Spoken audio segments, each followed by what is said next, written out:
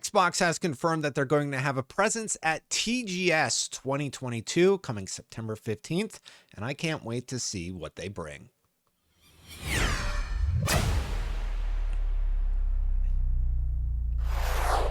Thanks for watching, everybody. Hit that subscribe button, hit that bell if you want to know when my content goes live, or just support the channel. Anyway, let's dive right in. So basically, TGS 2022 was confirmed for Microsoft, and that is great news for everybody.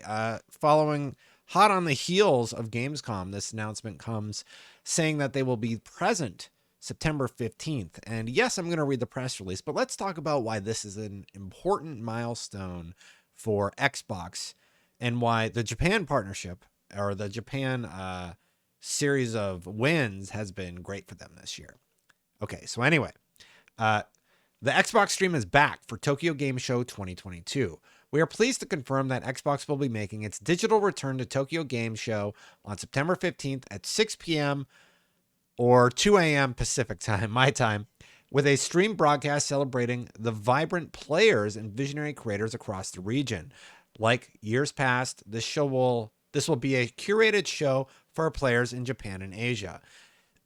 One of the things I think Xbox really needs to do is show that they're supporting Asia in a new way. They've already talked about localization, and there are groups over there who Xbox now owns, including the Ghostwire Tokyo team, who I think they need to do a good job of highlighting. Maybe we'll finally get the announcement about when Ghostwire Tokyo is going to hit Xbox in the US, or what is next from that studio.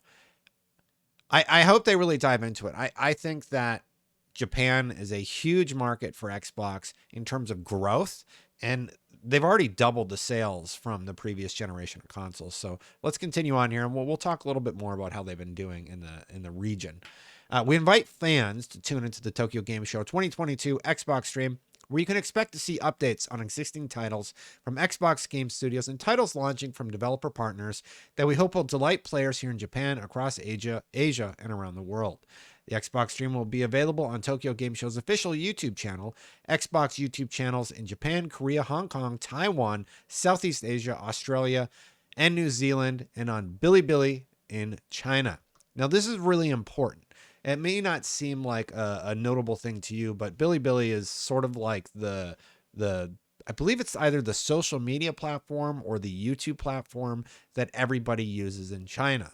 So as they're marketing to so many Asia locations, it's great to see that they are putting a focus on China, which is just a massive market for them, in addition to Japan and everywhere else.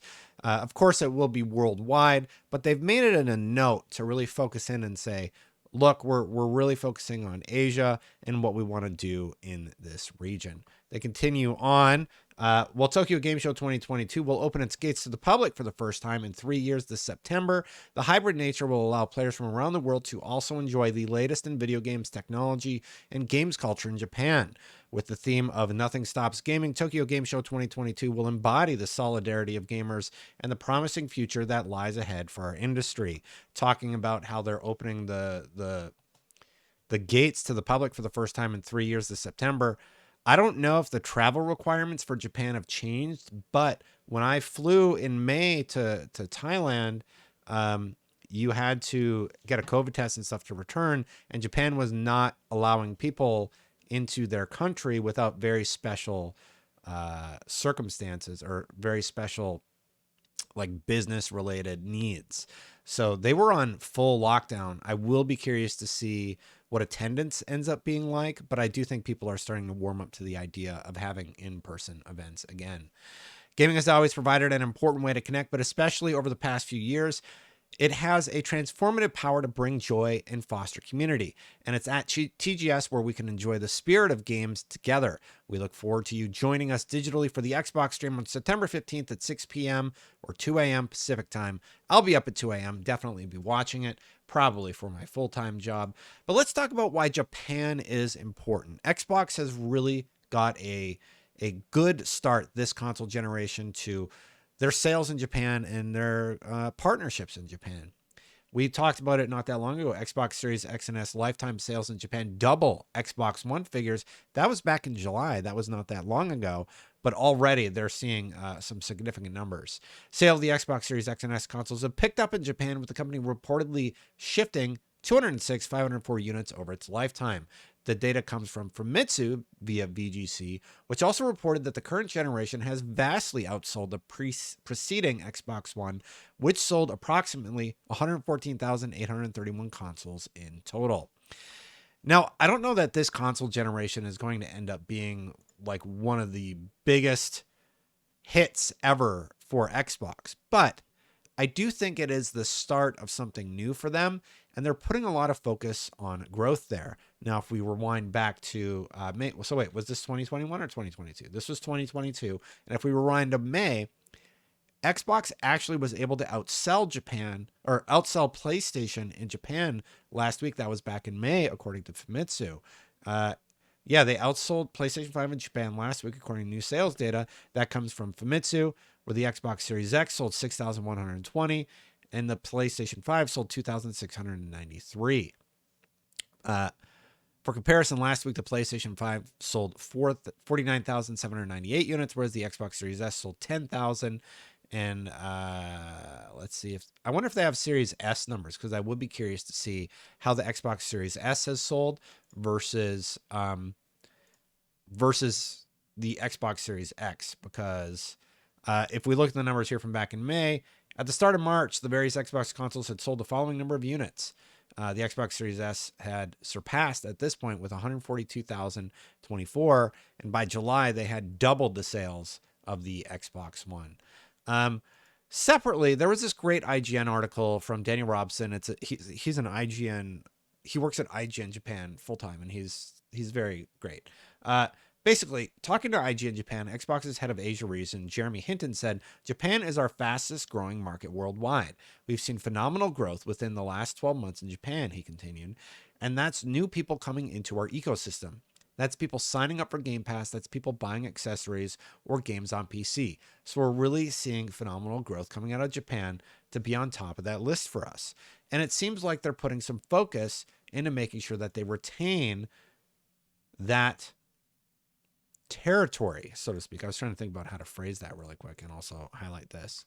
All this contributes to making Japan one of the priority regions for Microsoft's first-party localization. Microsoft Game Studios' first-party commitment is full localization for an important market like Japan, Hinton explained. "That's our commitment moving forward, and that is a change from what we've done historically, where it's been made on an individual title-by-title basis, but we recognize for people to feel like a community and for us to grow into new places, we want to ensure a level of commitment and understanding." Localization is so important. If you don't put the time into it, people will just bail on your platform. It is nice to see that Xbox has put forth that effort and worked toward making sure that more and more places have better localization, not just Japan either. And if we remember that Phil Spencer interview recently, he talks about how he thinks the next big game is not going to come from the US or Japan. It'll probably come from one of those other places. So it's always nice to see them supporting those locations.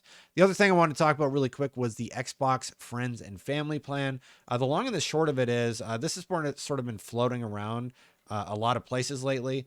Microsoft started testing it in Ireland and Colombia this past month, and the branding has been popping up everywhere.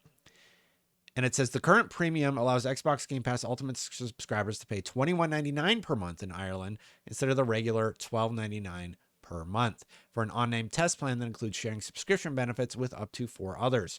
Microsoft doesn't currently mention a family restriction in its test plan, only that people need to be in the same country. So people are going to be able to share their accounts. There's already like a lot of consumer bonuses basically for doing things like let's say you let your subscription expire, right? You sign up for Xbox Live for a few years, and then you pay $1, and it converts all of your Xbox Live subscriptions to Xbox Game Pass Ultimate for $1.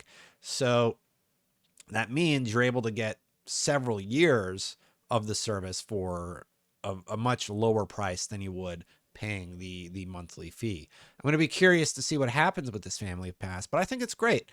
I really appreciate when companies do things that are thinking about the user at the end of the day. And that's why I've been really positive about Xbox this season. If I'm just being honest, it's not about fanboyism. It's not about any of that other nonsense. It's just they've done so many things to say, well, how can we provide a better value to our customers? How can we do more things to get more people gaming? Day one releases with Xbox Game Pass, cross-play with consoles. They eliminated the need for online. And, you know, Sony came into the console generation strong, but I feel like they've made a lot of missteps that are souring people's opinion. And that's really unfortunate because obviously PlayStation, Insomniac, the teams that I always talk about on this channel being amazing over at PlayStation, the God of War team, Sony Santa Monica, they're about to release Ragnarok. I'm very excited for that. It's really unfortunate that the corporate policies sort of sour what is otherwise a highly regarded company, Sony PlayStation. Hopefully they get it together and start making positive adjustments. I do think that right now there's a lot of negative sentiment about where they've been going, and I'm going to make a video about that probably soon to talk about what they're doing wrong and how I would like to see it adjusted in an ideal world for me anyway. Thank you so much for watching. I'm kind of just rambling here at the end. Hit that subscribe button, hit that bell to know when things go live. Thank you so much, everybody. Thank you so much to the members for supporting this channel. I really appreciate you all for, you know, giving a few extra dollars or an extra dollar, whatever you want. And if you want to support this channel, hit that join button. I try and upload these with no advertisements, so members feel like they're getting at least something for, you know, subscribing even at the lowest level. And honestly, that's not really a difficult thing to offer your members. I'm sorry, I'm a little tired. It's like 2:30 in the morning. Lost my train of thought there. But thank you to the members. If you want to become a member, hit that join button. I'm gonna get out of here, and I'll catch you for the next one. Bye for now, everybody.